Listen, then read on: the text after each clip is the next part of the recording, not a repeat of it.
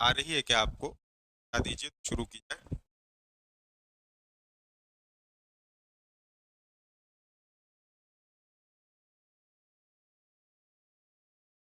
Comment section में।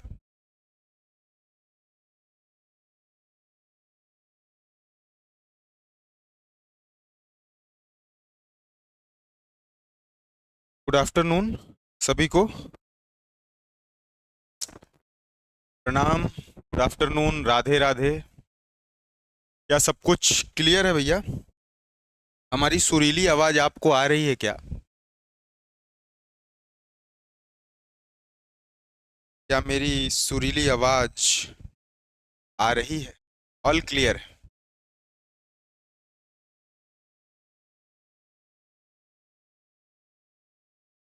दिवाली कैसी रही? दिवाली में त्योहार कैसा गया है आपका? कैसे हैं आप लोग? बताइए। क्या हाल चाल है? सब बढ़िया है? हाल चाल अच्छे हैं, बढ़िया है सब।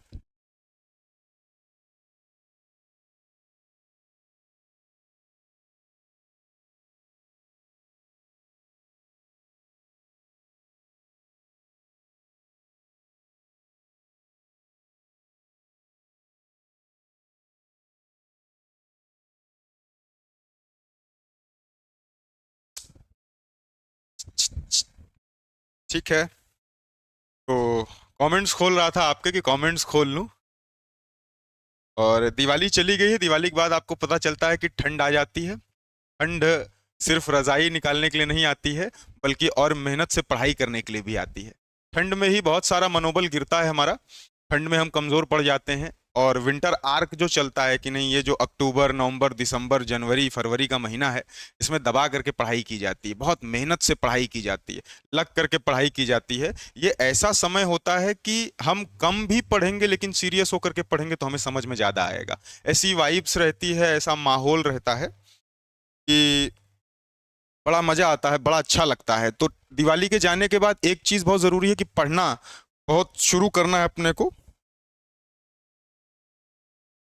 भूपेन जी कह रहे हैं मैं अच्छा हूँ, आप कैसे हैं? मैं भी अच्छा हूँ। क्षमा जी कह रही हैं आपकी दिवाली कैसी थी? मेरी दिवाली बहुत अच्छी थी इस बार की। इस बार की दिवाली बहुत अच्छी थी, आपकी भी अच्छी थी। आप लोग की अच्छी रही होगी और मैं ऐसी आशा करता हूँ। और जिस तरीके से मुझे लगता है कि अब ये बहुत दिन तक का कुछ।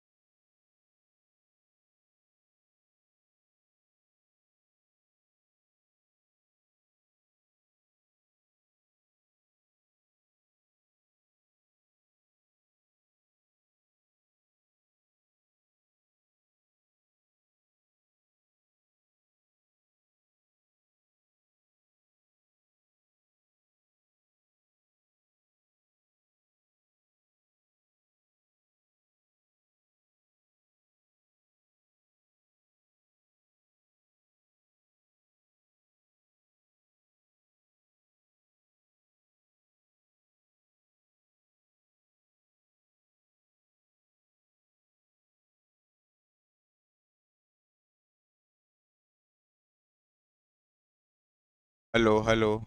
हाँ आ रही।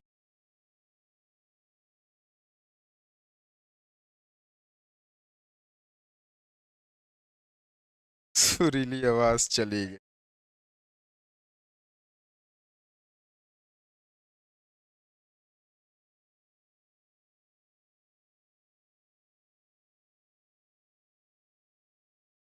मेरी आवाज चली गई थी। आ गई है।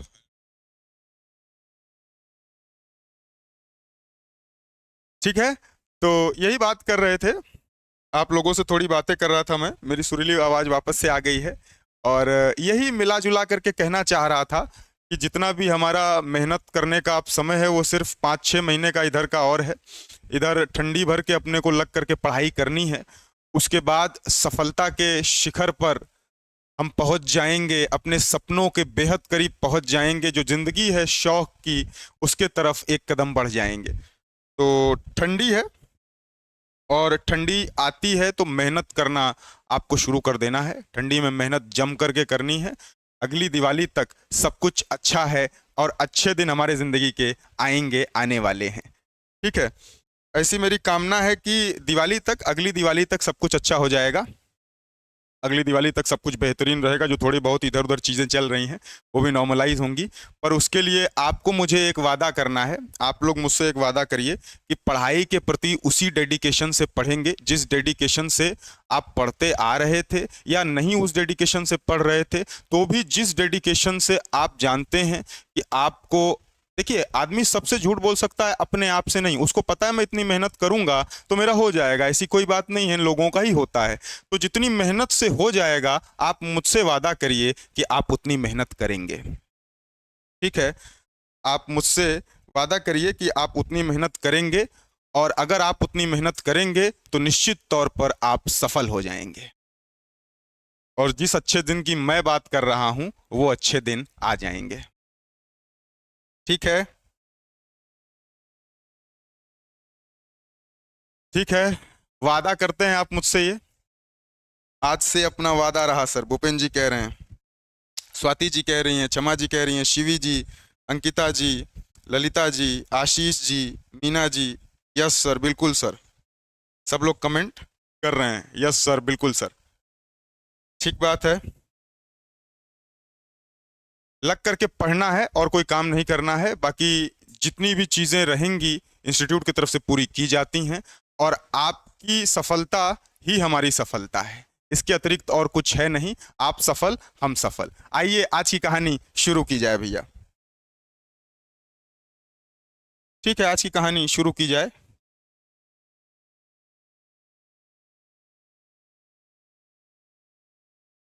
आपको पता है हम लोग का एनसीईआरटी चलती है। जैसे ही मैं बोलता हूँ कि जैसे ही घड़ी में बजते हैं 2, वैसे मैं आपको एनसीईआरटी पढ़ाने के लिए आ जाता हूँ। और एनसीईआरटी अपन किस सब्जेक्ट की पढ़ रहे हैं? बायोलॉजी की पढ़ रहे हैं। अगर कौन से क्लास की कहूँ तो 11th की और 12th की, 11th और 12th की हम पढ़ रहे हैं।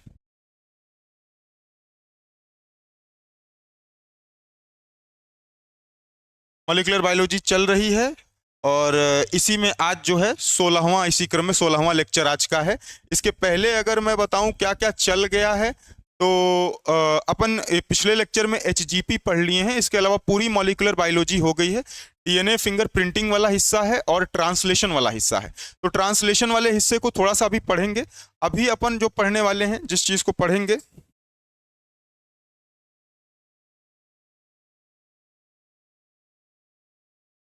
आज का लेक्चर में जिस चीज को अपन पढ़ेंगे वो है अपना डीएनए फिंगर प्रिंटिंग। आज डीएनए फिंगर प्रिंटिंग शुरू करते हैं। डीएनए फिंगर प्रिंटिंग वाला जितना सेक्शन है उसको खत्म कर लेते हैं। आसान सा है, क्वेश्चन आते हैं उसको समझते हैं, फिर देखते हैं कैसे क्या आगे करना है। ठीक है, उसके आगे सिर्फ ट्रांसलेशन बचेगा, उसको पढ़ा दूंगा। उसके बाद आपको पता है कि CUET एकेडमी जो हमारा चैनल है उस पर बायोटेक्नोलॉजी की क्लास चलेगी। आपको लिंक शेयर कर दिया जाएगा, आप जुड़ जाइएगा, और CUET पर बायोटेक्नोलॉजी हम लोग शुरू करेंगे।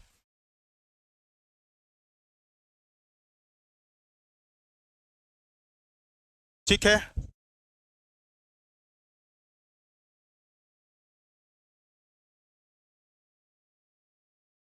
चैप्टर बिल्कुल 12th में है। ये शुरू करते हैं।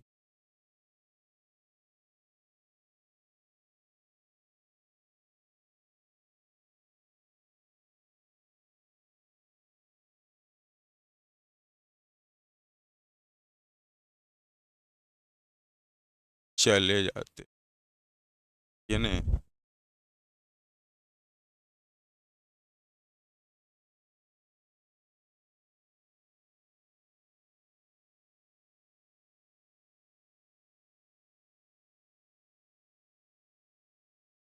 डीएनए फिंगर प्रिंटिंग, इसी को डीएनए प्रोफाइलिंग भी कहते हैं। डीएनए फिंगरप्रिंटिंग कह लीजिए या इसी को डीएनए प्रोफाइलिंग भी कहते हैं।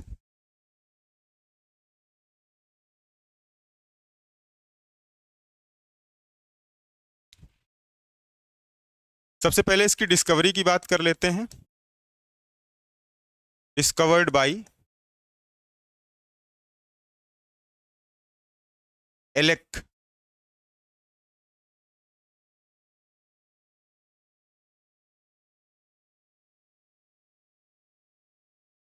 Jeffrey, discovered by Alec Jeffreys. India में अगर बात कर लें, in India DNA fingerprinting was started bye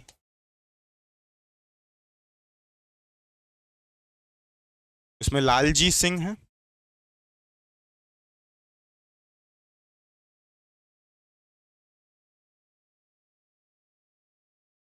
Lalji Singh.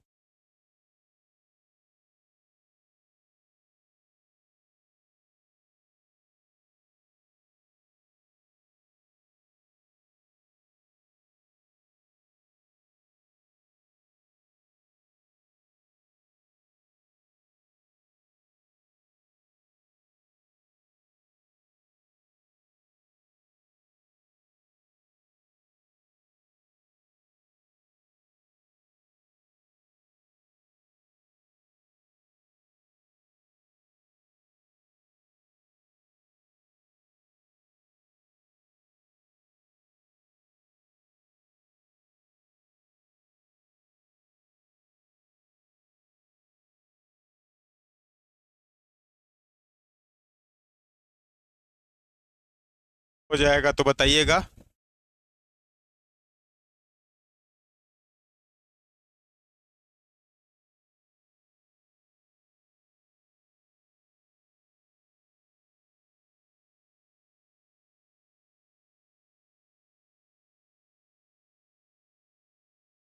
DNA DNA fingerprinting को डीएनए प्रोफाइलिंग भी कहते हैं। और इसकी डिस्कवरी अगर आपसे पूछे कि डीएनए फिंगरप्रिंटिंग को डिस्कवर्ड किसने किया था, तो एलेक जेफरे। इंडिया में अगर पूछेंगे कि डीएनए फिंगरप्रिंटिंग किसने शुरू की थी, तो कहेंगे प्रोफेसर लालजी सिंह ने। लालजी सिंह ने, हैदराबाद में ये सब शुरू हुआ था। लालजी सिंह ने इंडिया में डीएनए फिंगरप्रिंटिंग को शुरू किया था। ठीक बात है।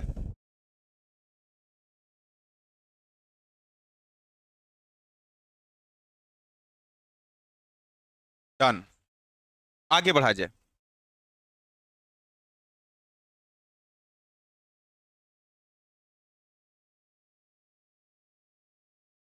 इन डीएनए फिंगरप्रिंटिंग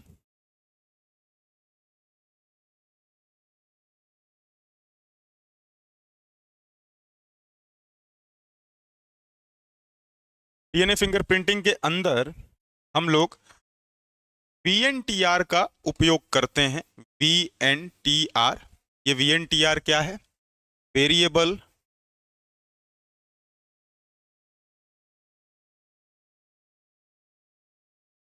VNTR क्या है? Variable number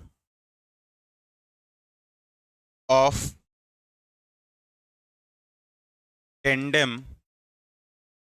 repeats.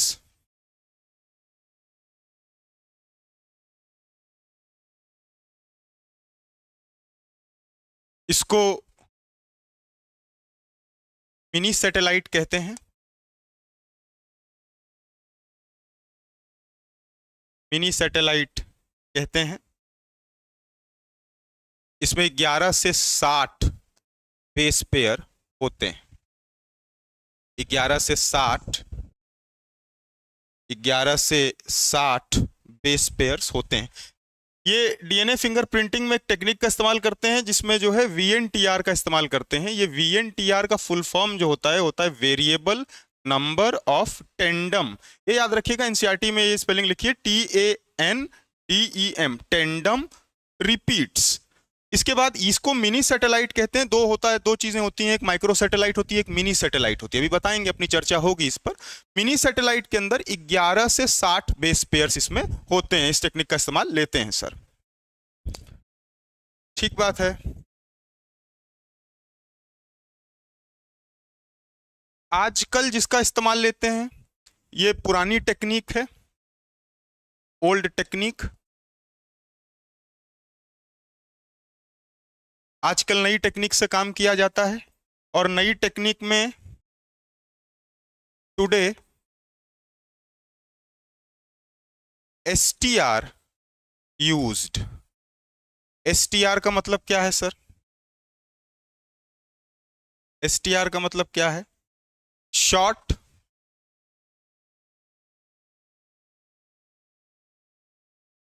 Tandem repeats. Short tendon repeats. ये माइक्रो सैटेलाइट है,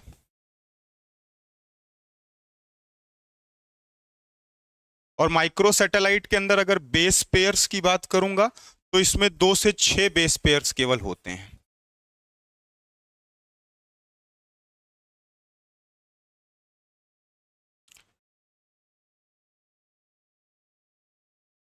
in DNA finger printing.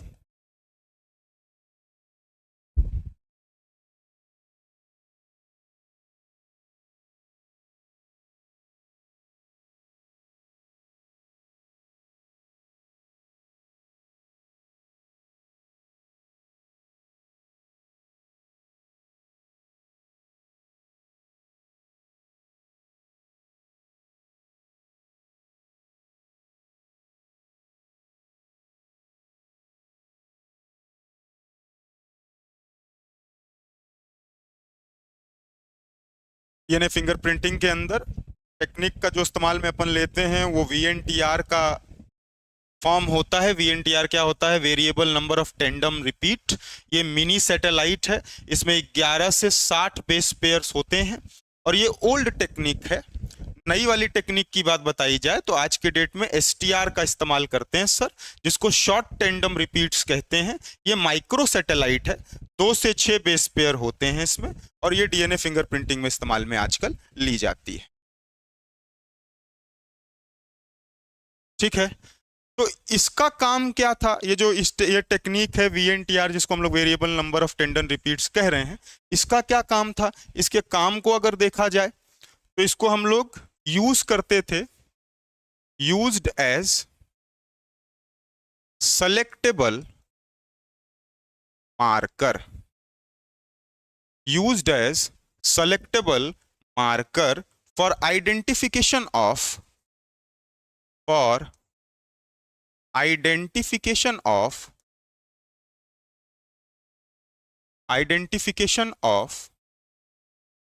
particular individual।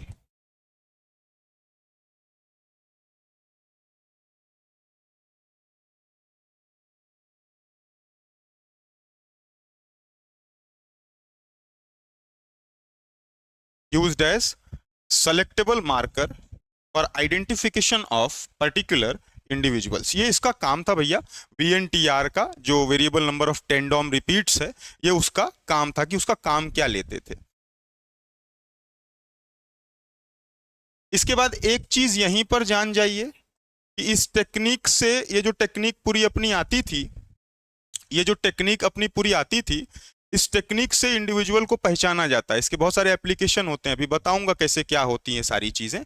अभी अपने को कहां कहां तक का पता चला है, क्या क्या पता चला है, अगर उसकी बात करें तो अपने को ये पता चला कि एलेक्स जेफरी साहब ने इसकी डिस्कवरी डीएनए फिंगर प्रिंटिंग की साहब। इंडिया में हम लोग रहते हैं, इंडिया के अंदर प्रोफेसर लाल जी सिंह ने इसकी डिस्कवरी की है। रश्मि जी आ गई हैं, गुड आफ्टरनून। ठीक है, इसकी डिस्कवरी लाल जी सिंह ने की। इसके बाद सर हम लोग और थोड़ा सा आगे बढ़े, हम लोग ने कहा कि इसमें 2 टेक्निक का इस्तेमाल लिया जाता है। एक होती है VNTR, variable number of tandem repeats, और एक होती है, वो पुरानी टेक्निक है, पहले के समय में जब नई नई डिस्कवरी हुई थी तब लेते थे, वो मिनी सैटेलाइट है। मिनी सैटेलाइट जो रहती है, मिनी सैटेलाइट जो रहती है, इसमें आप देख सकते हैं कि बेस पेयर्स ज्यादा थे, 11 से 60 बेस पेयर थे। ये बेस पेयर और कुछ भी नहीं है, जो आपको पता होता है डीएनए के बीच में बेसेस नाइट्रोजन बेसेस होते हैं, ए के साथ में टी जुड़ता है, जी के साथ में सी जुड़ता है, ये इसी तरीके से आकर के पेयर्स बनाते हैं, यही बेस पेयर्स होता है।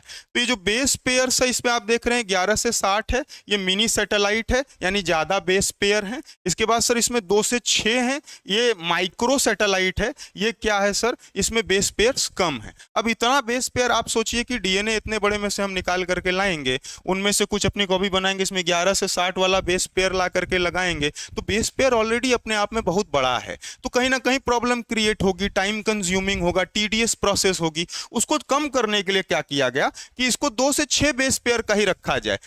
कुछ चीजें ऐसी होती हैं, मैं बताऊंगा, कुछ साइट्स अपने डीएनए के अंदर ऐसी होती हैं, 99.9% जो डीएनए का सीक्वेंस है वो सेम है ह्यूमन के अंदर। एनसीईआरटी में ये लाइन लिखी हुई है। तो कुछ जगह पर आपको वहां 2 चीजें बताई थी, एक जो कोडिंग करती है और एक कोडिंग नहीं करती है। जो कोडिंग नहीं करती है वो ज्यादा बड़ी वाली होती थी, जो कि स्ट्रक्चर और शेप, ये सारी चीजें पिछले लेक्चर में बताया कि मैं वो काम करती हैं। वहां पर जब अपने को ये देखने को मिला कि सर किस तरीके से हम पहचानेंगे, तो कुछ रेपिटेटिव सीक्वेंस पाई जाती हैं डीएनए के अंदर, कुछ रेपिटेटिव सीक्वेंस पाई जाती हैं। हम इस प्रोब को बनाते हैं, यहां पर लेकर के जाते हैं, ब्लड का सैंपल लेते हैं, और सैंपल लेने के बाद हम चीजें देख लेते हैं कि हाँ किसका डीएनए मैच कर रहा है, किसका नहीं कर रहा है। तो वो उस तरीके से कुछ प्रक्रिया चलेगी। ज्यादातर इसका फॉरेंसिक साइंसेज में ही होता है। क्राइम सीन पर कई बार ब्लड मिलता है तो उसका डीएनए पता किया था कि भैया किसका डीएनए है, कैसे डीएनए है। ठीक बात है, ये सारी चीजों की अपनी चर्चा चलेगी। पहली चीज तो यही जानना है कि वीएनटीआर पहले लिया जाता था, जो कि मिनी सैटेलाइट है, माइक्रो सैटेलाइट एसटीआर है। मिनी सैटेलाइट में देखिए बेस पेयर ज्यादा थे, 11 से 60 थे, इसमें 2 से 6 हैं। भैया अगर इसका काम बता दिया गया कि सर इसका काम बता दीजिए, तो इसको इस्तेमाल में लेते थे as a selectable marker. Selectable marker के इस्तेमाल लेने के बाद जो इंडिविजुअल है, पर्टिकुलर है, उसका आइडेंटिफिकेशन हम लोग करते हैं। इसके बाद एक चीज लिखिए कि सबका जो है अलग अलग पैटर्न दिखने को मिलता है, सबका पैटर्न अलग अलग देखने को मिलता है, लेकिन DNA finger printing is same in monozygotic twins.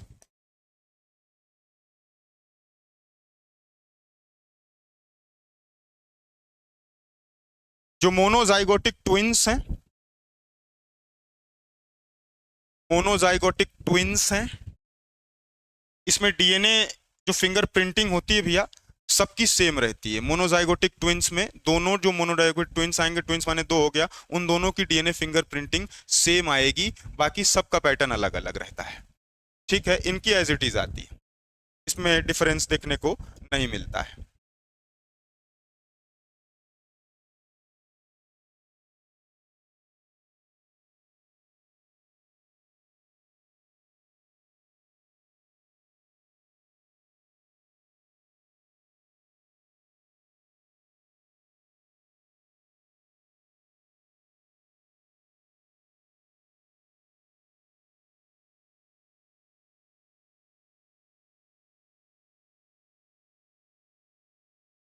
ठीक बात है।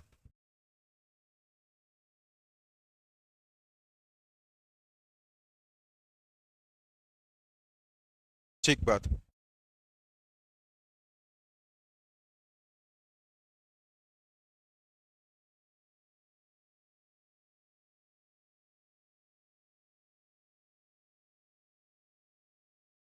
हो गया, आगे बढ़ते हैं।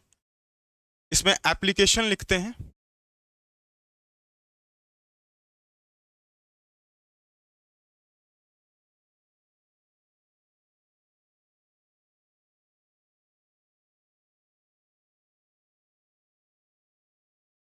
Application of DNA finger printing.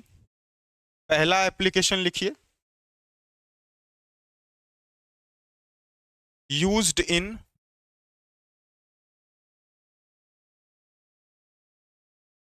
forensic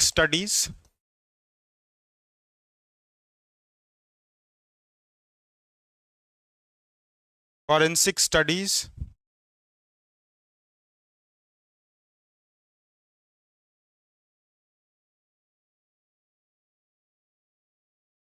for the identification of criminal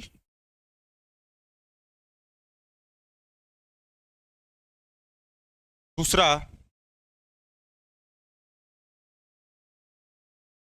used in paternity test. ये दो इसके एप्लीकेशन है डीएनए फिंगरप्रिंटिंग के।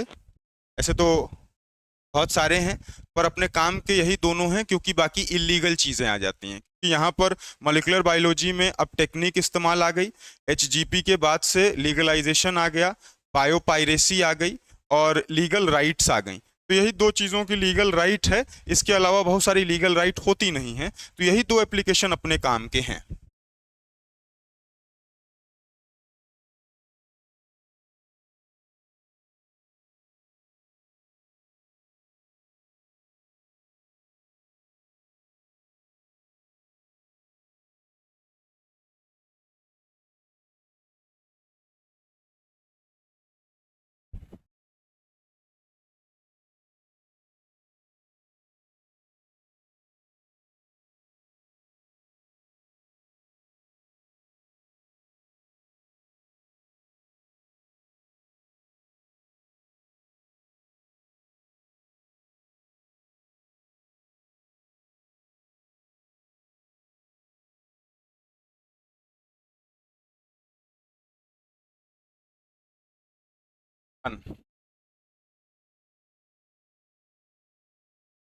आगे बढ़ते हैं।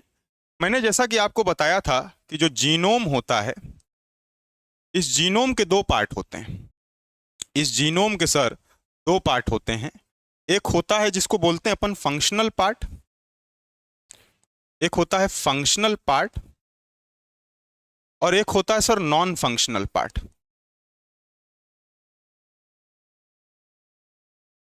एक होता है फंक्शनल पार्ट और एक होता है non functional part. Functional part आपको पता है ये कोड करता है, प्रोटीन सिंथेसिस होगी यहां,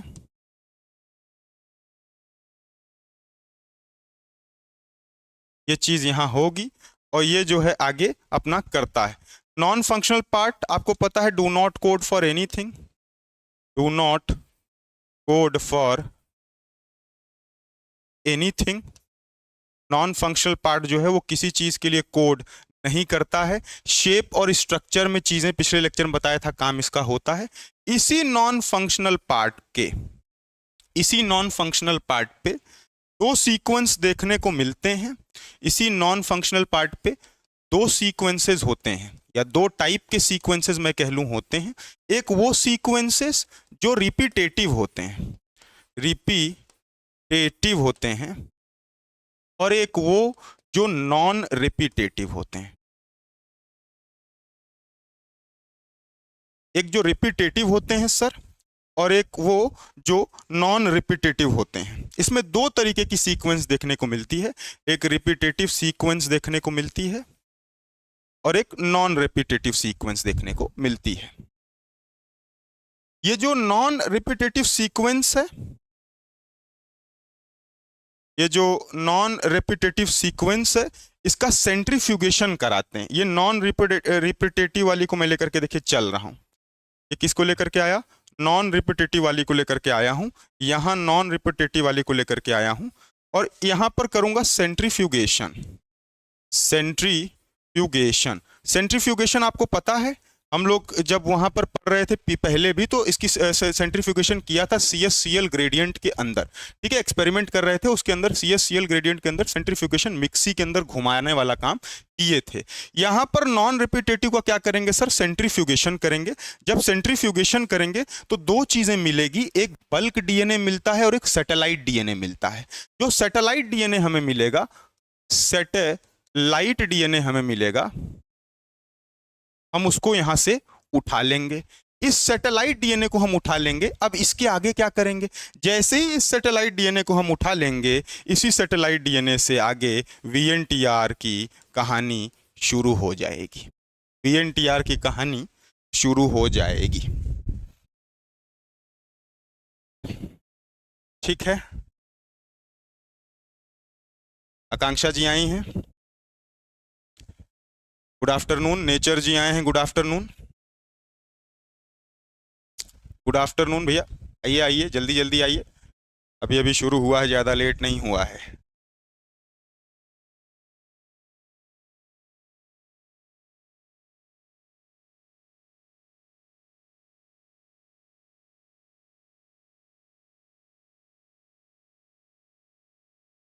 डन।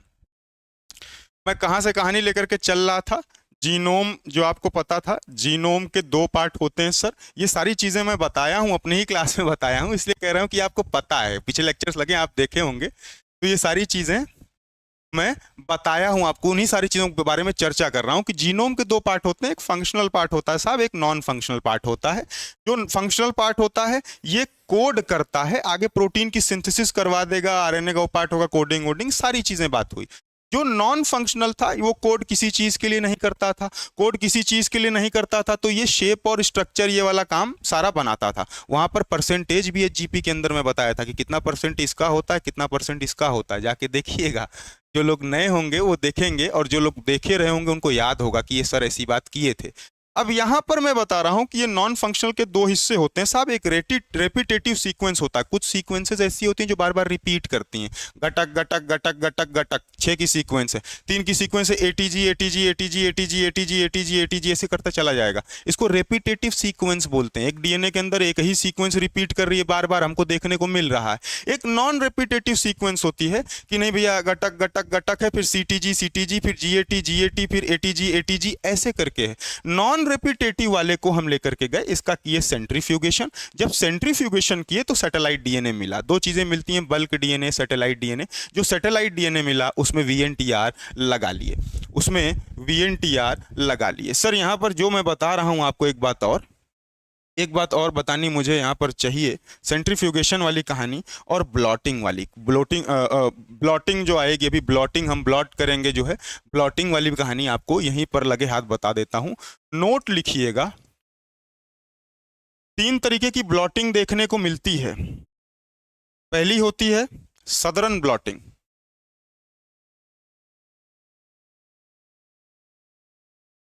Southern blotting. एक होती है नॉर्दर्न ब्लॉटिंग, एक होती है नॉर्दर्न ब्लॉटिंग, और एक होती है वेस्टर्न ब्लॉटिंग, वेस्टर्न ब्लॉटिंग। 3 तरीके की ब्लॉटिंग होती है। साउदर्न ब्लॉटिंग जो होती है, साउदर्न ब्लॉटिंग डीएनए के लिए होती है। नॉर्दर्न ब्लॉटिंग जो होती है ये आरएनए के लिए होती है, ये आरएनए के लिए होती है, और वेस्टर्न ब्लॉटिंग प्रोटीन के लिए होती है।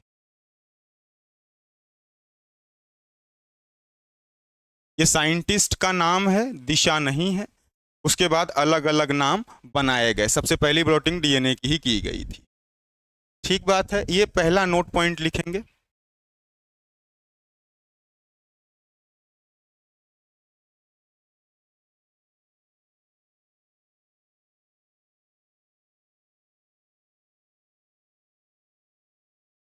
साउदर्न, नॉर्दर्न और वेस्टर्न ब्लॉटिंग की बात हम लोग कर रहे हैं। ये क्योंकि अभी आएगा ब्लॉटिंग, तो फिर ये जानते रहिए किसके किसके लिए होता है। अगर साउदर्न ब्लॉटिंग होगा तो भैया डीएनए के लिए है, नॉर्दर्न है तो आरएनए की बात हो रही है, और वेस्टर्न है तो प्रोटीन की कहानी है। इसके बाद एक और नोट पॉइंट लिखिए, एक और नोट पॉइंट लिखिए। वो क्या लिखिए कि सर जब हम सेंट्रीफ्यूगेशन किए थे, सेंट्रीफ्यूगेशन किए थे, तो सेंट्रीफ्यूगेशन करने के बाद में हमको कुछ बैंड मोटे दिख रहे थे और कुछ बैंड पतले दिख रहे थे। कुछ बैंड ऐसे मोटे दिख रहे थे और कुछ डेंस दिख रहे थे।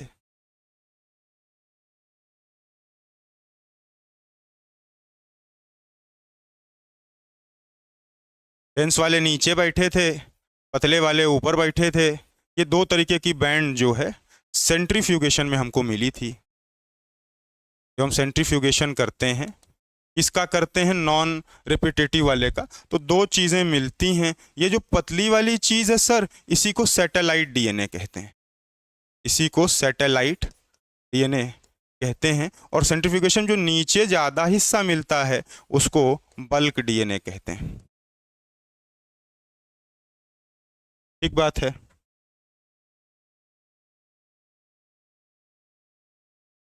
इसको जब प्लॉट किया जाता है तो पीक्स बनती है, एक ऐसे मेजर पीक बनती है, एक ऐसे छोटी सी पीक बनती है।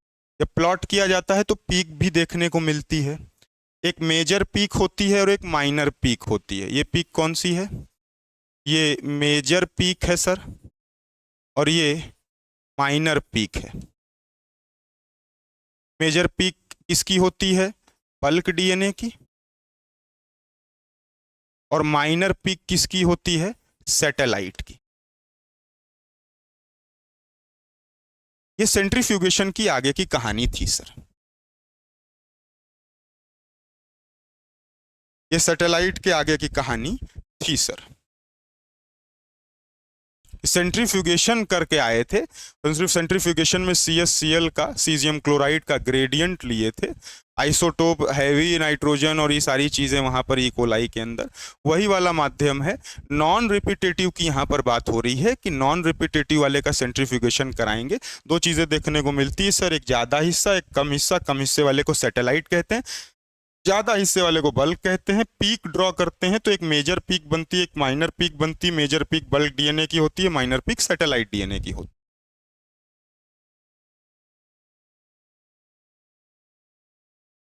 अभिराज जी आए हैं, आफ्टरनून।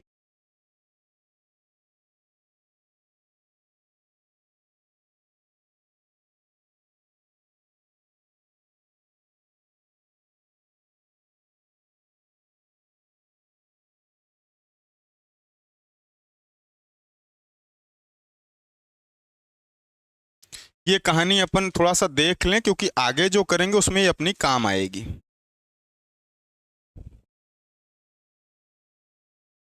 ठीक है, डन।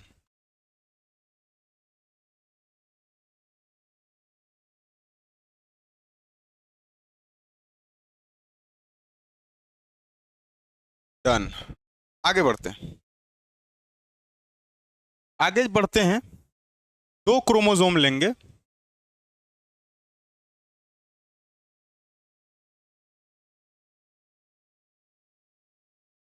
दो क्रोमोसोम लिया जाए सर। क्रोमोसोम 1 ये है, ये ए का है। दो जना आएंगे, दो ही जना में मिलान होगा, तीसरे जना में मिलान होगा नहीं। दो जना का लिया जाएगा सैंपल, तो एक ए भाई साहब हैं और एक बी भाई साहब हैं। इनका भी क्रोमोसोम 1 है, इनका भी क्रोमोसोम 1 है। ठीक बात है। अब क्रोमोसोम है तो उसकी सीक्वेंसेस होंगी, उसकी सीक्वेंसेस होंगी।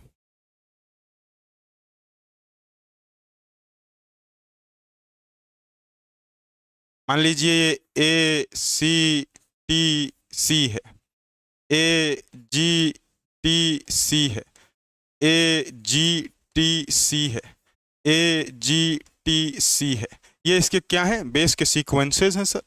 इसमें कितने बेस के सीक्वेंसेस दिख रहे हैं? 4 हैं। ठीक बात है। इसका ड्रॉ कर लिया जाए। इसका क्रोमोसोम जो मिला वो कुछ ऐसा है कि इसमें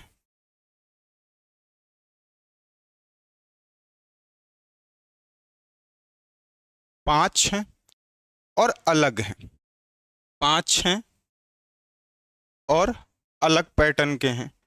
AGTC, AGTC, AGTC, ATGC, AGTC। इसमें कितने हैं? 5 हैं। इसमें 4 बेस पेयर, इसमें 5 बेस पेयर। ठीक बात है।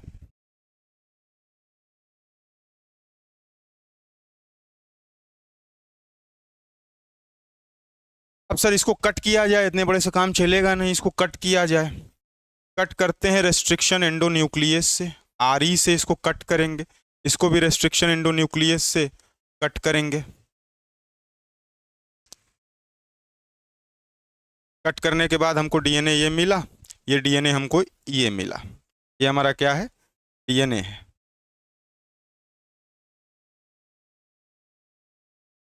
जो डिजायर्ड कॉपी जितनी काटनी थी उसके बाद ये हमारा डीएनए है।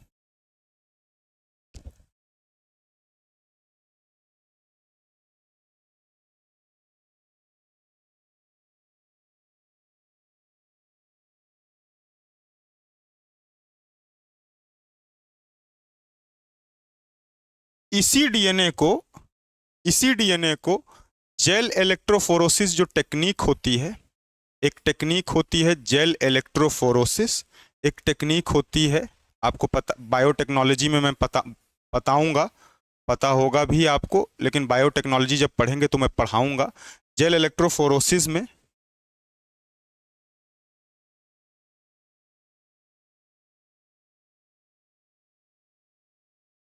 इसको लेकर के जाते हैं। ठीक है।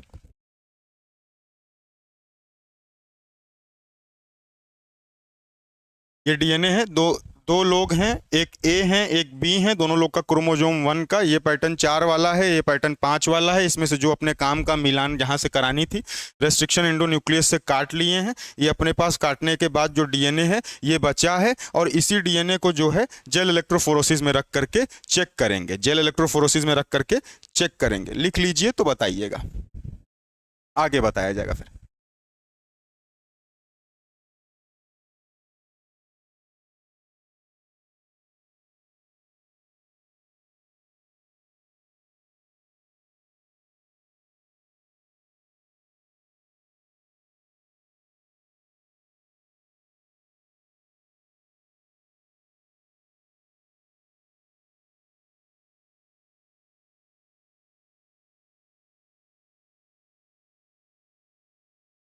ठीक है। इसको बनाने के बाद ये बनाइएगा। इसका चेक कहाँ करेंगे, यूज कहाँ करेंगे? जेल इलेक्ट्रोफोरोसिस में करेंगे। इसके बाद फिर कहानी शुरू की जाए कि होता क्या क्या है, क्या क्या प्रोसेसेस हैं। आशीष जी कह रहे हैं लोड करते हैं, बिल्कुल लोड करते हैं, फिर जेल इलेक्ट्रोफोरोसिस में फिर लोड करते हैं भैया। ठीक बात है। ठीक है, आगे बढ़ते हैं, आगे बढ़ते हैं।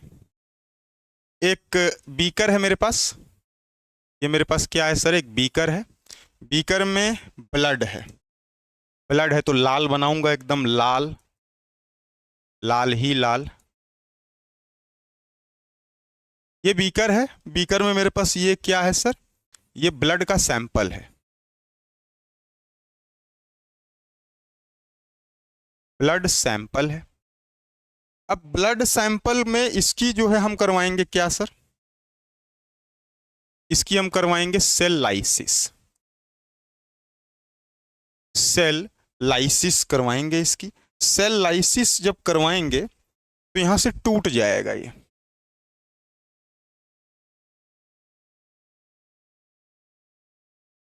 सेल लाइसिस हम लोग जैसे ही करवा लेंगे सर तो ये टूट जाएगा।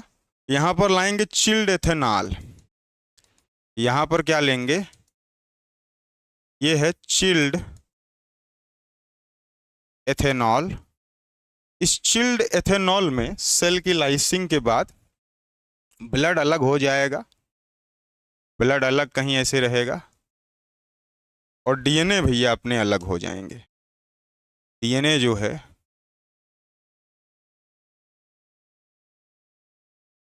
डीएनए अलग हो जाएगा।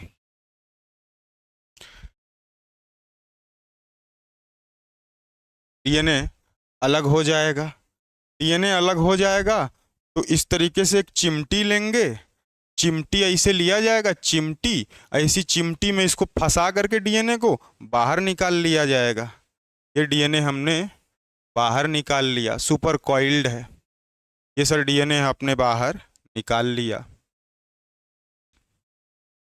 चिमटी से पकड़े और चिमटी से पकड़ के क्या किए, डीएनए निकाल लिए सर, डीएनए निकाल लिए।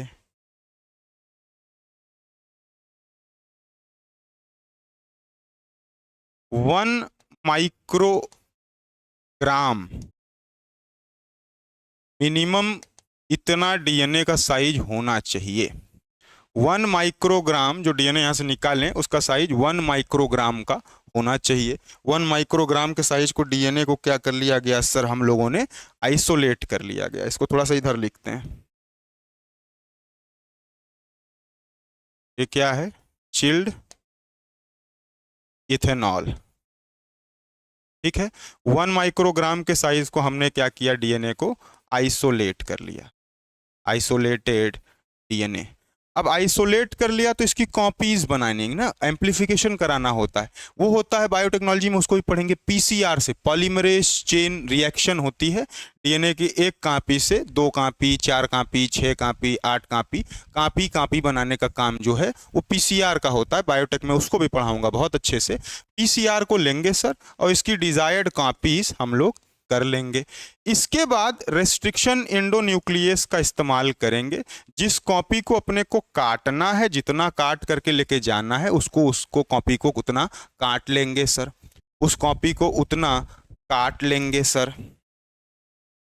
रेस्ट्रिक्शन एंडोन्यूक्लियस से काटने के बाद अपना डीएनए इस तरीके से हमको मिल जाएगा। ये पोर्शन हमारा डीएनए का देखिए, काट करके हमने सुपर कॉइल में से ले लिया। अब इस पोर्शन को हम आगे लेकर के जाएंगे, इस पोर्शन को हम आगे लेकर के जाएंगे। जब आगे लेकर के जाएंगे सर, तो जैसा मैंने आपको बताया था जेल इलेक्ट्रोफोरोसिस होती है, उसी जेल इलेक्ट्रोफोरोसिस पर इस तरीके से अरेंज कर देंगे इसको। जेल इलेक्ट्रोफोरोसिस भी बायोटेक्नोलॉजी में बताऊंगा कैसे क्या काम करती है। अभी आप मान लीजिए कि डीएनए के फ्रेगमेंट्स को स्मॉलर साइज के बेसिस पर सेपरेट करने की टेक्निक होती है कि छोटे टुकड़े ऊपर रहते हैं, बड़े टुकड़े नीचे आ जाते हैं। ऐसा कुछ मशीन है जो साइज वाइज डीएनए को अरेंज कर देती है। चार्ज क्योंकि इसमें होता है, डीएनए नेगेटिवली चार्ज है, तो उस तरीके से पूरी कहानी चलती है। इस डीएनए को डालते हैं सर जेल इलेक्ट्रोफोरोसिस के अंदर, जो यहाँ पर बताया था जेल इलेक्ट्रोफोरोसिस करते हैं।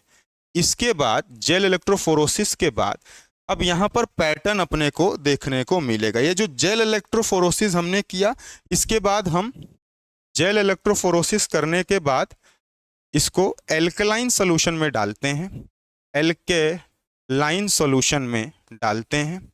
एल्केलाइन सोल्यूशन में डालने के बाद इसकी साउदर्न ब्लॉटिंग करते हैं। डीएनए है तो साउदर्न ब्लॉटिंग करेंगे, इसकी साउदर्न ब्लॉटिंग करते हैं एल्कलाइन सोल्यूशन में। यहां सोल्यूशन नहीं लिख के ऊपर लिखूं तो ज्यादा अच्छा है। एल्कलाइन सोल्यूशन में साउदर्न ब्लॉटिंग करने के बाद, जैसे ही हमने साउदर्न ब्लॉटिंग कर लिया, इसको जो डीएनए यहां से अब मिलेगा उसको एक नायलॉन की मेम्ब्रेन होती है, ये नायलॉन की मेम्ब्रेन है। इस नायलॉन के मेम्ब्रेन पर इसी डीएनए को हम लोग ले लेते हैं सर। ठीक बात है, क्योंकि ये एल्कलाइन से हो करके आया है, साउदर्न ब्लॉटिंग कर दी गई है। अब ये नायलॉन की मेम्ब्रेन पर इस डीएनए को हम लोग अरेंज कर रहे हैं। ठीक बात है, हम लोग अरेंज कर रहे हैं। अरेंज करने के बाद में, अरेंज जैसे ही कर लेंगे, अरेंज करने के बाद में हाइब्रिडाइजेशन इसका करवाएंगे। इसका हम लोग हाइब्रिडाइजेशन करवाएंगे, hybridization with DNA probe. DNA probe से इसको हाइब्रिडाइज करवा लेंगे। जैसे ही डीएनए प्रोब से हाइब्रिडाइज करवाएंगे, हमको सिंगल स्ट्रैंडेड डीएनए मिल जाएगा with radio active,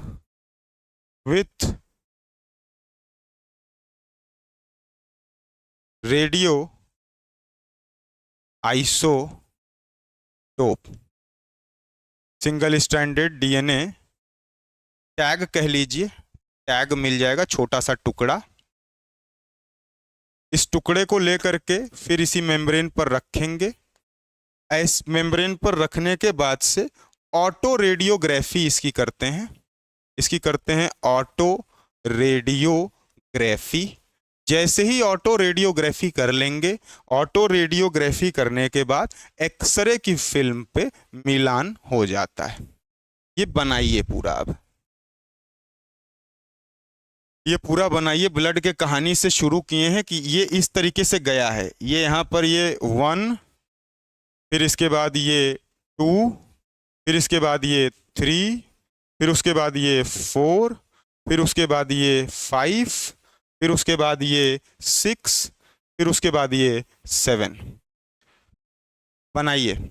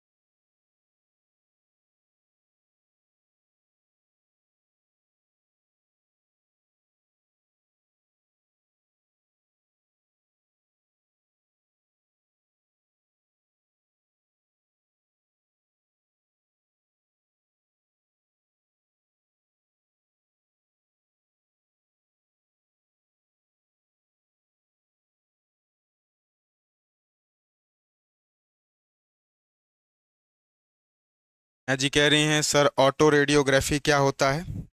auto radiography एक टेक्निक होती है जिसमें एक्सरे का या फोटोग्राफिक फिल्म का इस्तेमाल करते हैं, डिटेक्ट करते हैं।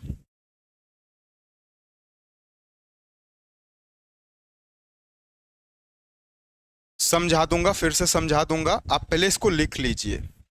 लिख करके मुझे बताइए कि ये लिख लिया है क्या आपने? हरिभान जी फिर से बता देंगे। नेहा जी ऑटो रेडियोग्राफी भी अभी मैं बता दूंगा। एक टेक्निक होती है बेसिकली एक्सरे फिल्म पर रेडियो एक्टिव या रेडियो आइसोटोप को डिटेक्ट किया जाता है। कौन से मटेरियल के अंदर रेडियो आइसोटोप है वो एक्सरे फिल्म के ऊपर रखते हैं। टेक्निक होती है रेडियो ऑटो रेडियोग्राफी। तो ऑटो रेडियोग्राफी टेक्निक से अपने को पता चल जाता है कि रेडियो आइसोटोप इसमें है। एक बात है, डन डन। ठीक है, तो आइए एक बार फिर से इसको समझते हैं, एक बार फिर से इसको समझते हैं कि क्या चीज मैं लेकर के चल रहा था। ये मैं यहां बताया था कि 2 लोग का क्रोमोजोम है, 2 लोग का क्रोमोजोम है, इसी से मिलान होगा। तो क्या करते हैं कि अगर क्राइम सीन है, मान लीजिए क्राइम सीन चल रही है, क्राइम हो गया कोई किसी जगह पर, ऐसे सीआईडी आप देखते थे, सीआईडी में जाते थे, दया अब तो दरवाजा तोड़ना पड़ेगा, दया दरवाजा तोड़ करके जाते थे, अंदर एक डेड बॉडी मिली है। अब डेड बॉडी मिली है साहब, डेड बॉडी का कुछ अता पता नहीं है, कहाँ है, क्या है, कैसे मर्डर हुआ है, लेकिन उस डेड बॉडी पर कुछ ब्लड के सैंपल्स मिले। ब्लड के सैंपल को लैब में जब लेकर के आया गया, जो फॉरेंसिक लैब्स होती है हमारे यहाँ भी, फॉरेंसिक साइंसेज हैं, उसमें जब लेकर के आया गया तो देखा गया कि जिस शरीर से ब्लड मिला है ये 2 लोगों का ब्लड है। इस बॉडी पर 2 लोगों का ब्लड है साहब। एक ब्लड जिसकी बॉडी है उसका है और एक ब्लड किसी और का है। तो अटकलें लगाई जा सकती हैं कि हो सकता है मारपीट हुई हो, उस मारपीट में इनकी डेथ हो गई हो, वो भाग गया हो, उसको भी चोट लगी हो, उसका भी खून गिरा हो। क्राइम सीन कैसी भी हो सकती है आपको पता है। तो 2 लोगों का खून मिला अपने को। अब उस 2 लोगों के खून को लेकर के जाएंगे और उसकी डीएनए एनालिसिस करेंगे कि इसका पैटर्न क्या है, क्या चीजें हैं, कैसी चीजें नहीं हैं। फिर उसके बाद पूरी इंक्वायरी होगी, अलग अलग जगह पर छानबीन होगी, तराशा जाएगा, मटेरियल को खोजा जाएगा। जैसे ही खोज लिया जाएगा तो अपने को पता 3-4 लोगों के ऊपर शक जाएगा कि ये 3-4 लोग सर ऐसे हैं जिनके ऊपर संदेह है, तो उनके ब्लड सैंपल्स को भी लिया जाएगा। 2 लोगों के ब्लड सैंपल अपने को पहले मिले थे, क्राइम सीन पर मिले थे, और 3 लोग सस्पेक्ट थे, इनके भी ब्लड सैंपल को लिया जाएगा। अब इस ब्लड सैंपल में से किसी एक का सैंपल जो बॉडी पर अलग खून मिला था उससे मैच हो गया। अब उससे मैच हो गया, यानी कि ये क्राइम सीन में इन्वॉल्व थे। अब इनसे कहानी पूछी जाएगी, ये बताएंगे पूरा कैसे कैसे क्या। तो इस तरीके से क्राइम सीन पर इसका सोल्यूशन लिया जाता है डीएनए फिंगर प्रिंटिंग की मदद से। अब देखिए, दो लोगों का क्रोमोजोम था जिससे मिलान करना था, दो लोगों का लेकर के आए, दोनों लोग का एक ही क्रोमोजोम पकड़ेंगे। अच्छा, डीएनए कहाँ होता है? डीएनए कहाँ होता है? सेल के अंदर होता है। अरे भैया, बॉडी में सेल ही तो है ना, है क्या? Cell is the smallest functional unit. Cell के बाद टिश्यू, टिश्यू के बाद आर्गन, आर्गन बाद आर्गन सिस्टम, आर्गन से बाद ऑर्गेनिज्म, ऑर्गेनिज्म बाद पॉपुलेशन, पॉपुलेशन बाद कम्युनिटी, कम्युनिटी के बाद बायोम। यही तो है क्या?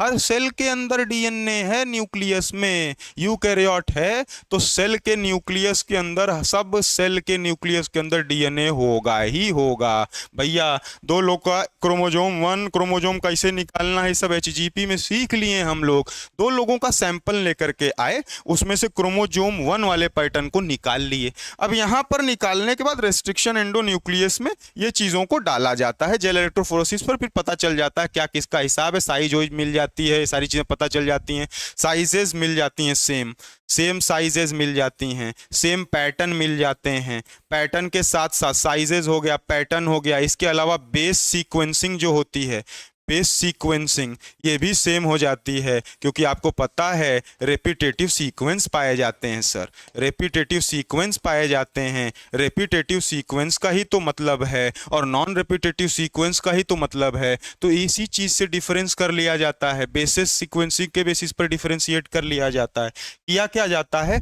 आइए मेरे साथ लैब में चलिए। लैब में आ गए, ये हम लिए हैं एक बीकर है, बीकर के अंदर क्या लिए हैं, खून लिए हैं सर, बीकर के अंदर खून लिए हैं, ब्लड का सैंपल किए हैं। अब इसकी करवाएंगे सेल लाइसिस। सेल लाइसिस माने सेल को तोड़ेंगे, लाइसिस का मतलब होता है तोड़ना, सेल को तोड़ेंगे। ये जो ब्लड की सेल्स है, ये ब्लड में भी तो सेल्स होगी ना भैया, ब्लड में भी सेल्स होगी ना भैया, इसी ब्लड की सेल्स को तोड़ेंगे, इसी ब्लड की सेल को सर क्या करेंगे, तोड़ेंगे। सेल लाइसिस करने के बाद ये ब्लड जो है, जो टूटा हुआ सेल लाइसिस करने के बाद इसको एक मीडियम में दूसरे गिलास में डाले, उस गिलास में पहले से चिल्ड इथेनॉल था। इथेनॉल आपको पता है, इथेनॉल आप जानते हैं ठंडा था, वो चिल्ड इथेनॉल था। सेल की लाइसिस करने के बाद इसी में डाल दिए, जैसे ही डाले सेल अलग हो गई, डीएनए अलग हो गया। अब इस डीएनए को चिमटी से पकड़ करके निकाल करके यहां पर आए, तो चिल्ड इथेनॉल में अभी तक सेल लाइसिंग, ब्लड के सैंपल की सेल लाइसिंग की गई। सेल लाइसिंग करने के बाद सर इसको चिल्ड इथेनॉल में डाल दिए, इसके बाद सर यहां से डीएनए सेपरेट हो गया, इस डीएनए को चिमटी की मदद से पकड़ के बाहर निकाल लिए। कम से कम 1 माइक्रोग्राम का होना चाहिए जो डीएनए आइसोलेटेड है, जिस डीएनए को आइसोलेट कर रहे हैं, कम से कम 1 माइक्रोग्राम का तो होना ही चाहिए। इसके बाद सर ये पीसीआर करवाएंगे, पॉलीमरेज चेन रिएक्शन, क्योंकि इसकी कापीज बनाएंगे, एक कापी में थोड़े होगा, इसकी कापीज बनाएंगे। कापीज बन जाएगी तो रेस्ट्रिक्शन एंडोन्यूक्लियस से काटेंगे, जो डिजायर्ड कॉपी हमें चाहिए मिलान के लिए उससे काटेंगे। रेस्ट्रिक्शन एंडोन्यूक्लियस से काट करके उलझा हुआ डीएनए में से छोटा सा प्यारा सा डीएनए जो हमारे काम का है निकाल लिए, इसको जेल इलेक्ट्रोफोरेसिस पर अरेंज किए। ये डीएनए जेल इलेक्ट्रोफोरेसिस पर क्या किया गया, अरेंज किया गया, साइज के बेसिस पर फ्रेगमेंट में बट गया। इसको फिर एल्कलाइन, यहां से डीएनए उठा करके ले लिए, फिर यहां से डीएनए लेकर के आए, एल्कलाइन सॉल्यूशन था सर। एल्कलाइन सॉल्यूशन में, एल्कलाइन एसिडिक नहीं, एल्कलाइन सॉल्यूशन बेसिक सॉल्यूशन होगा। एल्कलाइन सॉल्यूशन के अंदर वो डीएनए को डाल देंगे, जैसे ही डाल देंगे सदर्न ब्लोटिंग करवाएंगे, इसके बाद में इसको वहां से निकाल लेंगे। डीएनए यहां से निकाले, एल्कलाइन मीडियम के अंदर साउदर्न ब्लॉटिंग के अंदर डाल दिए भैया, डालने के बाद निकाल लिए, निकालने के बाद नायलॉन का मेम्ब्रेन लिए, ताकि एल्कलाइन लगा होगा तो थोड़ा सूखे उखेगा, तो नायलॉन का मेम्ब्रेन लिए, इस पर डीएनए को क्या कर दिए सर, सरिया दिए। सरियाने के बाद सर इसमें जो है हाइब्रिडाइजेशन हुआ डीएनए के प्रोब का। ये जो अलग अलग डीएनए है यही प्रोब है, इसी को बोलते हैं डीएनए का प्रोब।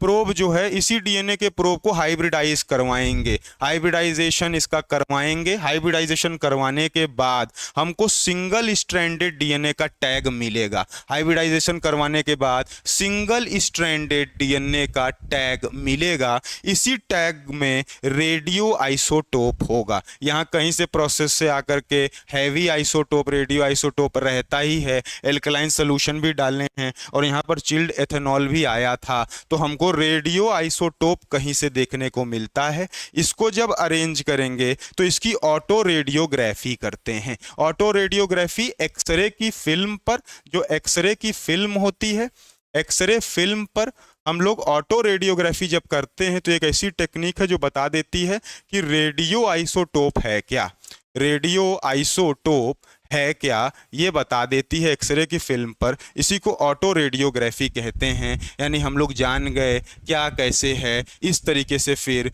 निकालने के बाद दोनों डीएनए के सैंपल से मिलान कर लिया जाएगा और पता चल जाएगा कौन क्रिमिनल है। ठीक बात है क्या? ठीक बात है क्या, बताइए।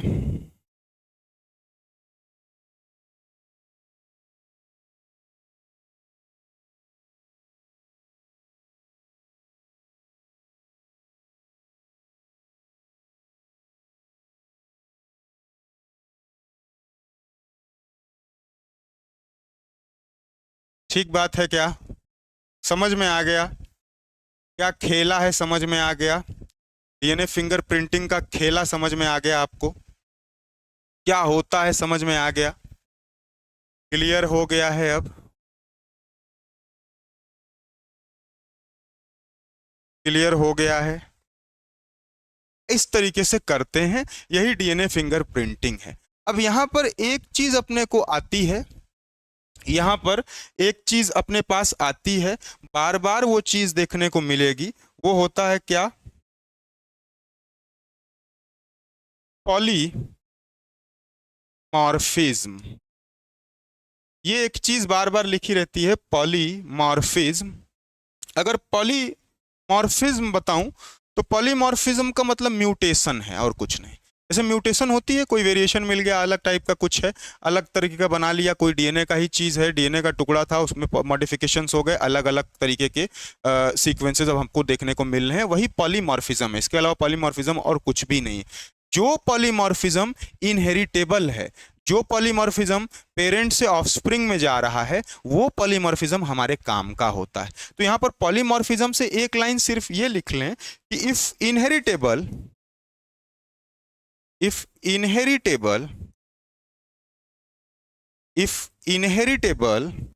mutation is observed,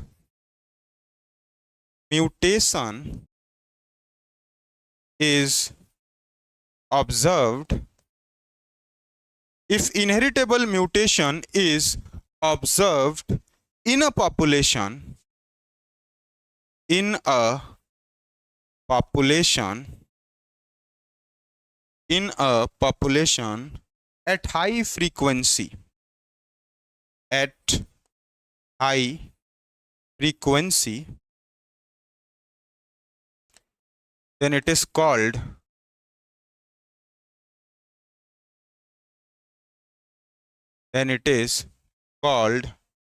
DNA polymorphism. Then it is called DNA polymorphism.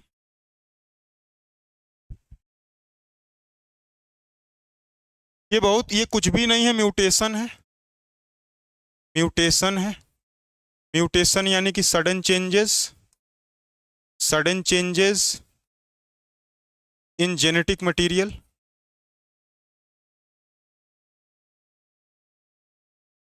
वो म्यूटेशन जो इनहेरिटेबल है, यानी पेरेंट से ऑफस्प्रिंग जाएगा, पेरेंट से ऑफस्प्रिंग्स में जाएगा।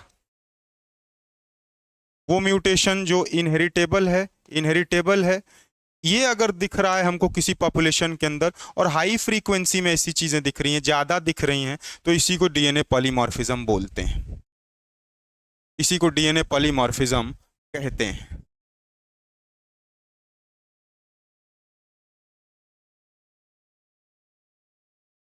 इसका इस्तेमाल इसलिए लेते हैं क्योंकि ये म्यूटेशन है, अलग है, तुरंत पता चल जाएगा।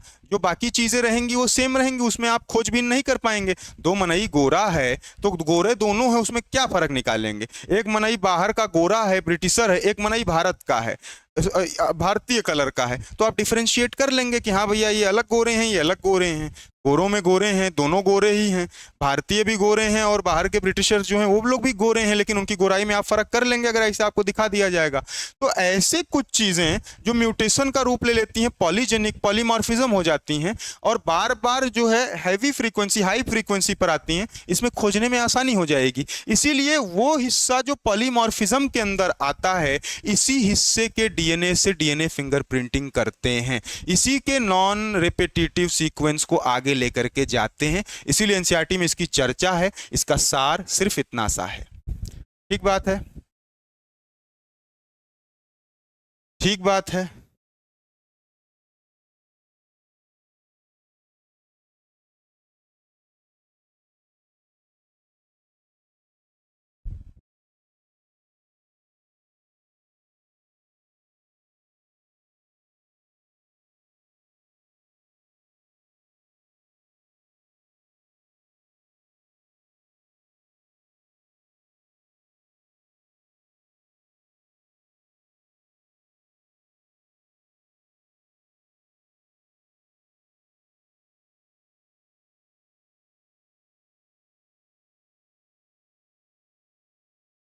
ठीक बात है। अब यहां जो 1 2 3 4 5 ये लिखा है, 6 और 7 ये चीज लिखा हूं, इस चीज को जरा एनसीईआरटी में भी दिया गया है, उस चीज को लिख लेते हैं थोड़ा सा। जैसे पहली चीज लिखें, पहली चीज क्या हम लोग कर रहे थे कि आइसोलेशन किए डीएनए का, आइसोलेशन ऑफ डीएनए। दूसरी चीज क्या किए, दूसरी चीज हम लोग किए डाइजेशन, डीएनए को, डीएनए डाइजेशन किए, और ये किसके मदद से किए थे, रेस्ट्रिक्शन एंडोन्यूक्लियस के मदद से। इसके बाद तीसरी चीज हम लोग क्या किए थे, इलेक्ट्रोफोरोसिस पर, इलेक्ट्रोफोरोसिस पर, फोरोसिस पर डीएनए के सेगमेंट्स को सेपरेट किए सर, डीएनए के सेगमेंट्स को सेपरेट किए सर। इसके बाद चौथी चीज हम लोग क्या किए, ब्लोटिंग किए। ब्लोटिंग का मतलब ट्रांसफेरिंग, ट्रांसफेरिंग किए, इसको हम लोग ब्लोटिंग भी कहते हैं। और डीएनए के अंदर कौन सी blotting, southern blotting, southern blotting की। ब्लोटिंग जैसे ही कर लिए, इसको सिंथेटिक मेम्ब्रेन पर भेजे, सिंथेटिक मेम्ब्रेन पर भेजे। ये सिंथेटिक मेम्ब्रेन किसकी थी, नायलॉन की थी, नायलॉन की थी। एनसीईआरटी में एक और चीज लिखी है, उसको मैं भी लिख देता हूं। क्या लिखी है भैया, नाइट्रोसेलुलोज, नायलॉन और नाइट्रोसेलुलोज। इसके बाद पांचवी चीज क्या किए, पांचवी चीज इसके बाद किए, हाइब्रिडाइजेशन किए, हाइब्रिडाइजेशन किए, हाइब्रिडाइजेशन किए डीएनए प्रोब का, जो कि क्या था, VNTR, VNTR labelled, labelled VNTR कह सकते हैं, labelled.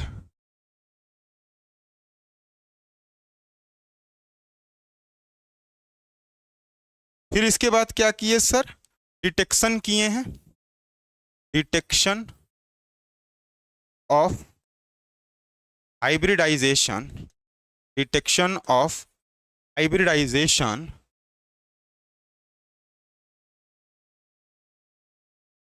Hybridisation fragments, fragments of DNA using radioactive, radio using auto radiography। इतनी सारी चीजें हम लोग किए हैं सर। ये जो डायग्राम था हमारा, ये जो हमारा डायग्राम था, ये डायग्राम में जो स्टेप्स हैं, ये स्टेप्स को यहाँ पर एनसीईआरटी में लिखा है। वही चीज़ें हैं कि पहले आइसोलेट किया गया, फिर डाइजेशन करवाया गया, इलेक्ट्रोफोरोसिस से सेगमेंट सेपरेट किया गया, ट्रांसफ़र किया गया, साउदर्न ब्लोटिंग की गई। कहाँ पर ट्रांसफ़र किया गया, एक सिंथेटिक मेम्ब्रेन के अंदर जो नाइट्रोसेलुलोज की है या नाइलोन की है। इसके बाद में हाइब्रिडाइजेशन करवाया गया, हाइब्रिडाइजेशन में ही रेडियो आइसोटोप आता है।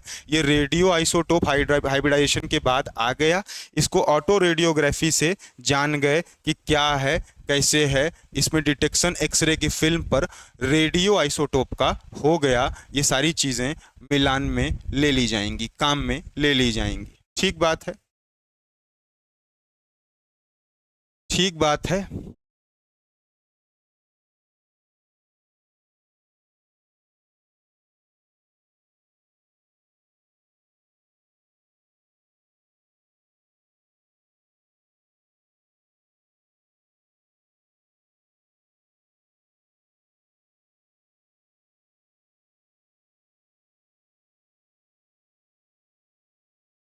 ठीक बात है क्या?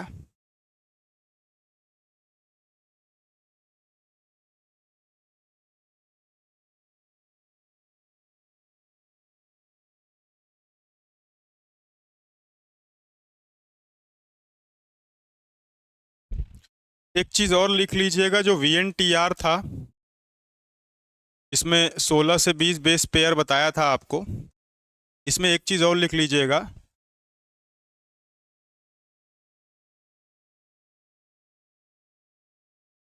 16 से 20 नहीं बताया था, 11 से 60 बताया था शायद।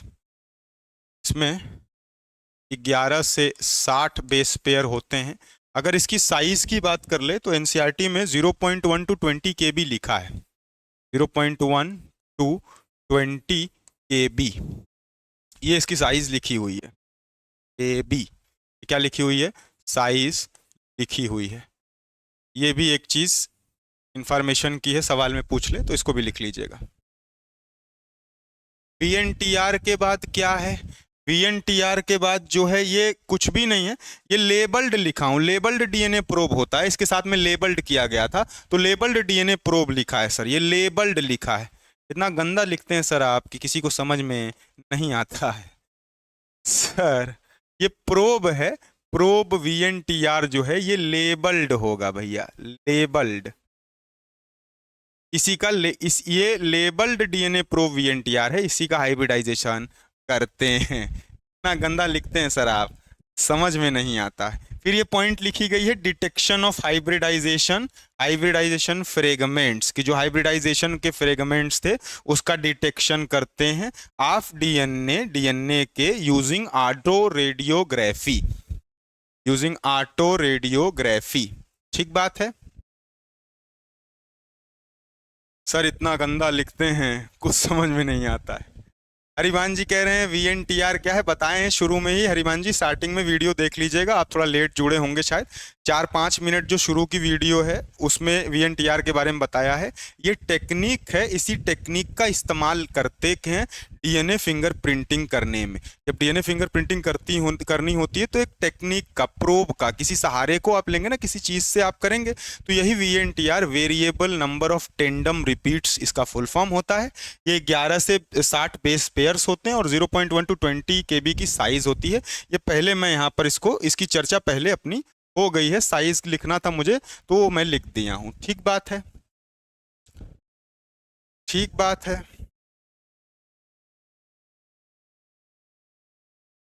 ठीक बात है। तो बताइए, क्या ऐड आ गया? ऐड आ गया क्या भैया?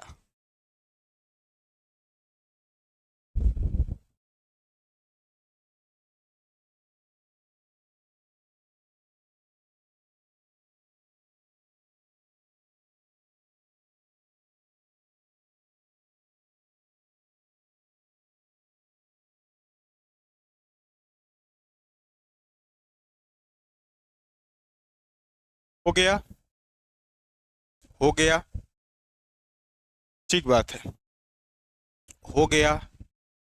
इसके बाद आपको एक इंफॉर्मेशन है, लक्ष्य फाउंडेशन बैच 2025 का आ गया है, ग्रेजुएशन के बाद का आपका लक्ष्य है।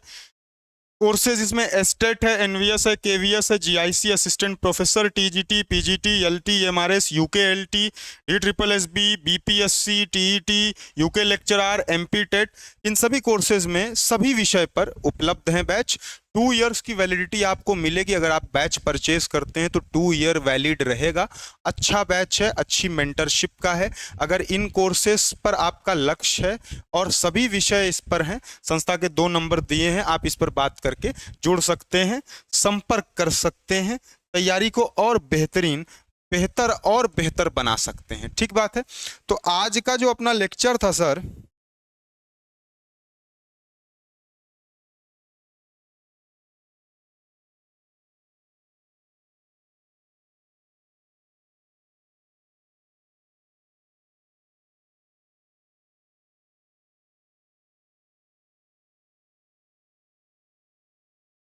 आज की कहानी यहीं तक है। अब इसमें मॉलिक्यूलर बेसिस में कुछ रह नहीं गया है, सिर्फ ट्रांसलेशन बची है, सिर्फ ट्रांसलेशन बचा है और कुछ भी नहीं बचा है। आज की कहानी यहीं तक रखते हैं, आज की कहानी यहीं तक रखते हैं। ठीक बात है। सेशन अच्छा लगता है तो बताया करिए, सेशन अच्छा लग रहा है तो बताया करिए, काम हो रहा है, मदद हो रहा है कि नहीं। ठीक बात है। आज की कहानी यहीं तक रखते हैं। थैंक यू सभी को। कल फिर से 2 बजे मिलेंगे। सिर्फ ट्रांसलेशन बचा है, मॉलिक्यूलर बायोलॉजी खत्म हो गई है। इसके बाद आपको पता है एक चैनल आपको CUET सब्सक्राइब करना है, CUET एकेडमी। CUET एकेडमी, आप टीचर्स एकेडमी के यूट्यूब चैनल को खोलेंगे, होम पर, होम होता है, वीडियोस होती है, शॉर्ट्स होता है, लाइव होती है, प्लेलिस्ट आता है, ऐसे करके लगा। होम पर नीचे आते जाएंगे तो एक चैनल दिखेगा CUET एकेडमी। 91 सब्सक्राइबर हैं अभी इस पर। इस चैनल को सब्सक्राइब कर लीजिए, क्योंकि मॉलिक्यूलर खत्म होगा तो बायोटेक जो है इसी पे शुरू होगा। बायोटेक्नोलॉजी, बायोटेक्नोलॉजी इस चैनल पर मैं पढ़ाऊंगा। ये टीचर्स एकेडमी का ही है, आपको लिंक भेज दिया जाएगा, आप जुड़ जाइएगा, ग्रुप पर भी लिंक आ जाएगी, जुड़ जाइएगा। और एक अलग से मेरे नज़रिए से आपने इकोलॉजी देखी, मॉलिक्यूलर देखी, अब बायोटेक्नोलॉजी देखने के लिए तैयार हो जाइए, मज़ा आ जाएगा। ठीक बात है। तो ये चैनल आपको सब्सक्राइब एक कर लेना है, सब्सक्राइब कर लीजिए इसको, और नोटिफिकेशन ऑन कर लीजिएगा ताकि नोटिफिकेशन मिले आपको। बहुत सारी यूजफुल वीडियो बायोलॉजी रिलेटेड मैं इस पे बनाना शुरू किया हूं, तो आपके काम की चीज़ है। ठीक है। स्वाति जी कह रही हैं सब्सक्राइब कर दिए हैं सर, बहुत अच्छा है। जो लोग नहीं किए हैं वो भी कर लें सर। ठीक है, ठीक है, इसको कर लीजिए। सेशन लाइक, जो लोग नहीं किए हैं सेशन लाइक कर दीजिए, जो लोग सेशन लाइक नहीं किए हैं सेशन लाइक कर दीजिए। इस चैनल को सब्सक्राइब कर दीजिए। बायोटेक्नोलॉजी पढ़ाएंगे, माइक्रोब्स पढ़ाएंगे, बायोटेक्नोलॉजी के बाद माइक्रोब्स भी पढ़ाऊंगा, माइक्रोब्स पढ़ाएंगे और सारी चीज़ें आगे फिर लेक्चर चलता चला जाएगा। जो आपके काम का रहेगा आप बिल्कुल जो है पढ़िएगा, इसी मेहनत से, इसी और अच्छा, बल्कि दिन पर दिन इसको करते हुए। बायोटेक में तो आपको बहुत मजा आएगा, मैं तो खेलूंगे, हम लोग खेलेंगे बायोटेक में। ठीक है। क्षमा जी भी सब्सक्राइब कर चुकी हैं। जो लोग नहीं किए हैं सब्सक्राइब कर लें भैया। ये चैनल CUET एकेडमी आपको मिल जाएगा, इसको जाकर के सब्सक्राइब कर लीजिएगा। बायोटेक की क्लासें वहीं से लगेंगी और बहुत मज़ा आएगा। बायोटेक में बहुत मज़ा, ऐसा बायोटेक आपने नहीं कहीं पढ़ा होगा, ऐसा बायोटेक मेरा प्रयास रहेगा कि पढ़ाया जाए। NCERT को ही लेकर के पढ़ाऊंगा, पर जहाँ तक जाएगा वहाँ तक सवाल बन जाएगा। ठीक बात है, जहाँ तक जाएंगे सवाल बन जाएगा। ठीक बात है। तो आज की कहानी यहीं तक रखते हैं भैया। कल 2 बजे फिर मिलेंगे, मॉलिक्यूलर के आगे ट्रांसलेशन जो पढ़ना है उसको पढ़ेंगे। तब तक के लिए अपना ध्यान रखिए, खुश रहिए, मस्त रहिए, पढ़ते रहिए। और अगर कुछ डाउट है तो पूछिए, अन्यथा मैं क्लास एंड करूं। ठीक बात है। कोई डाउट हो तो बताइए, नहीं तो सेशन एंड किया जाए भैया।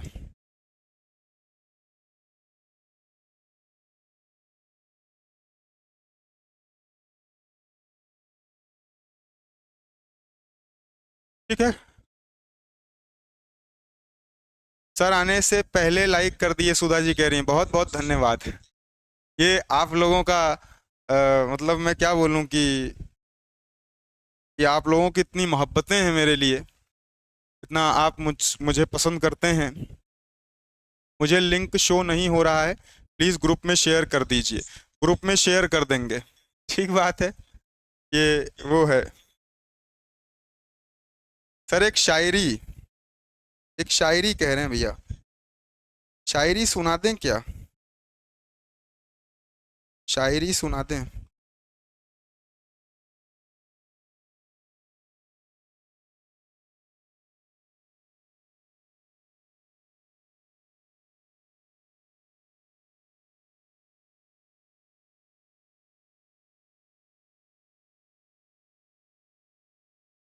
एक शायरी है, अभी तो आज का क्लास लेट हो गया है। एक शायरी है कि कोई ताल्लुफ ना हो फिर भी सबब बाकी है, कोई ताल्लुक ही नहीं रहा फिर भी सबब बाकी है, कोई ताल्लुक ही नहीं रहा फिर भी सबब बाकी है। क्या तुम अब भी जिंदा हो, क्या मैं अब भी जिंदा हूं, क्या तुम अब भी बाकी हो। ठीक है, तो एक शेर है कि कोई ताल्लुक ही नहीं रहा जबकि सबब भी बाकी हो।